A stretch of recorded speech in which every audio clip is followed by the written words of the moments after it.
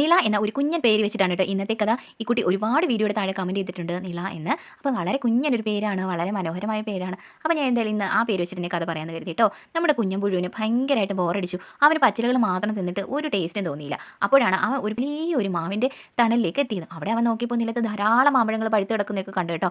അത് കണ്ടിട്ട് അവന് ഭയങ്കര സന്തോഷമായി. മാമ്പഴങ്ങൾ തിന്നാനായിട്ട് അവൻ അതിൻ്റെ അടുത്തേക്ക് ഇഴഞ്ഞു നീങ്ങി. അപ്പോഴാണ് ഒരുപാട് കുഞ്ഞൻ ഉറുമ്പുകളും അവിടെ നിൽക്കുന്നത് അവൻ കണ്ടത്. കുഞ്ഞൻ ഉറുമ്പുകളാകട്ടെ അവനെ കണ്ടപ്പോൾ പറഞ്ഞു, എടാ കുഞ്ഞൻ പുഴുവേ, നീ ഇങ്ങനെ ഈ മാഞ്ചൂട്ടിൽ കിടന്ന് ചുറ്റിക്കറങ്ങില്ലേ, ഈ മരത്തിൽ ധാരാളം ദുഷ്ടക്കിളികളുണ്ട്, അവർ നിന്നെ കണ്ടാൽ തീർച്ചയായിട്ടും കൊത്തിക്കൊണ്ടുപോയി ഭക്ഷണം ആക്കും കേട്ടോ എന്ന്. ഉറുമ്പുകൾ പറയുന്നതൊന്നും കുഞ്ഞൻ പുഴു കേൾക്കുന്നുണ്ടായിരുന്നില്ല. അവനങ്ങനെ ആസ്വദിച്ച് പഴുത്ത മാമ്പഴമൊക്കെ തിന്നുകൊണ്ടിരിക്കുകയായിരുന്നു.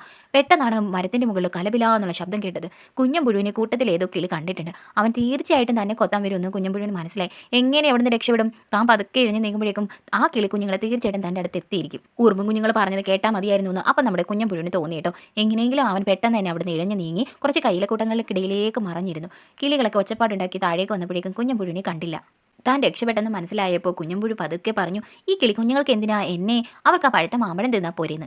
ഇത് കേട്ടിട്ട് ഒരു കുഞ്ഞനുറുമ്പ് പറഞ്ഞു, നമ്മളെ ഭക്ഷണമാക്കാൻ നോക്കിയിരിക്കുന്നവരുടെ മുന്നിലേക്ക് അശ്രദ്ധമായി ഇങ്ങനെ വന്നാൽ നമ്മുടെ ജീവൻ തന്നെ നഷ്ടപ്പെടും. അതുകൊണ്ട് നീ അവർ മാമ്പഴം തിന്ന് ജീവിച്ചോളൂ എന്ന് ചിന്തിക്കുന്നത് തന്നെ തെറ്റായിപ്പോയി. നിന്നെ കണ്ടോണ്ടേ എല്ലാ കിളികളും ആർത്തിയോടെ മരത്തിൻ്റെ കൊമ്പിൽ നിന്ന് പാഞ്ഞിറങ്ങിയത് നീ കണ്ടില്ലേ. ഇനിയെങ്കിലും സൂക്ഷിക്കുക കേട്ടോ.